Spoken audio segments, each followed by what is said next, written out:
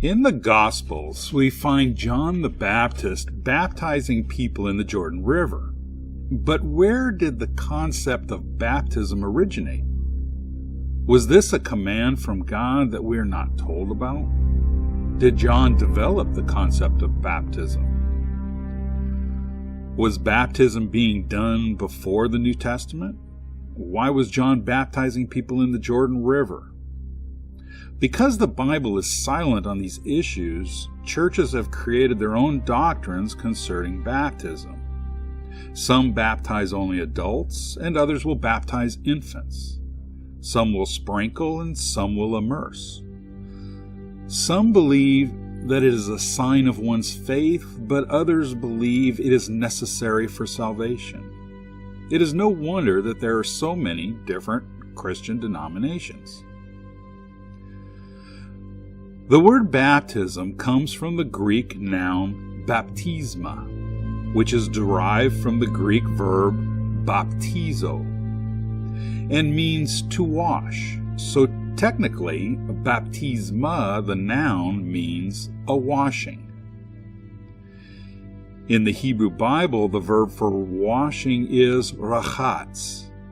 While this word is used for the common act of washing, such as we see in Genesis 18:4, it is also used for the ritual washing of sacrificial animals, unclean people, clothing, and various articles as commanded by God and carried out by the Kohanim, the priests. Is there a connection between the ritual washing in the Old Testament and the baptism of the New Testament?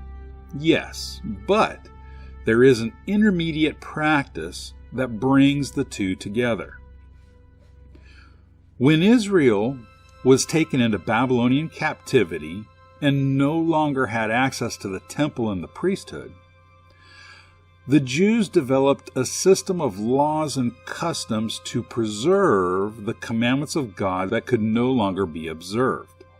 As an example, the dining table in the home became a substitute altar, and fathers would teach their children about the sacrifices with what was on the table.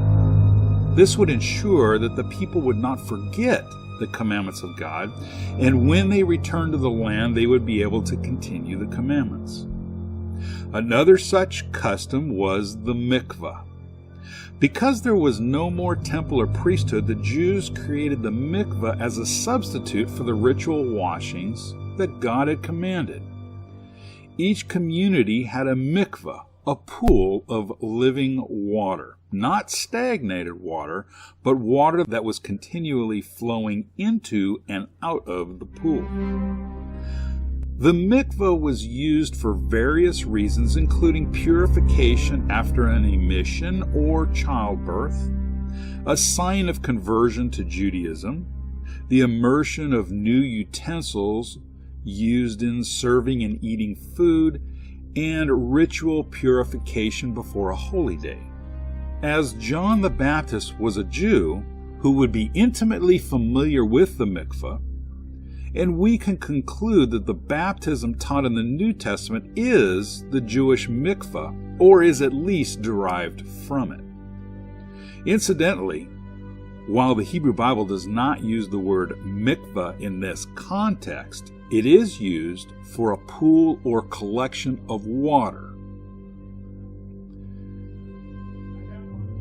1 Corinthians 1:14-16 says, I thank God that I baptized none of you, save Crispus and Gaius, lest any should say that I had baptized in my own name. And I baptized also the house of Stephanas. Besides, I know not whether I baptized any other. What is Paul talking about in this verse? In the first century Israel, a teacher would immerse his disciples in the mikveh in his name, meaning that the disciple is now following the teachings of this teacher. Apparently, Paul immersed Crispus, Gaius, and the household of Stephanas into his name, meaning that they became his disciples.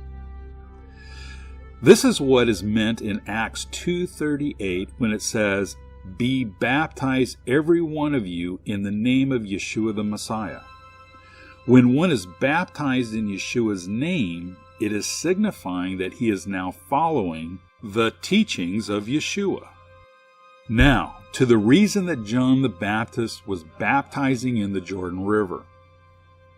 Joshua 3 verse 14 says, "And it came to pass, when the people removed from their tents to pass over the Jordan, the priests that bear the Ark of the Covenant before the people."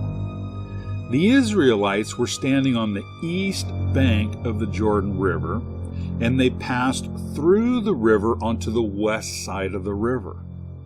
From a Hebraic perspective, the land west of the Jordan River is the land of Israel and is symbolic of life, whereas the land east of the Jordan River, outside of the land of Israel, is symbolic of death. So the Israelites passed over from death to life. Romans 6 verse 4 says, "We were buried therefore with him through baptism unto death, that like as Messiah was raised from the dead through the glory of the Father, so we might walk in the newness of life." 1 John 3:14 says, "We know that we have passed out of death into life." The Hebrew word for passed through in Joshua 3:14 is the verb avar, and it means to pass or cross over or through. This word is the root of the name Ever or Eber. One who is descended from Eber is called an Ivri or Hebrew. Abraham is called a Hebrew because he is a descendant of Eber. But he also crossed over from death, outside of the land of Israel, unto life, the land of Israel that was promised to him and his descendants.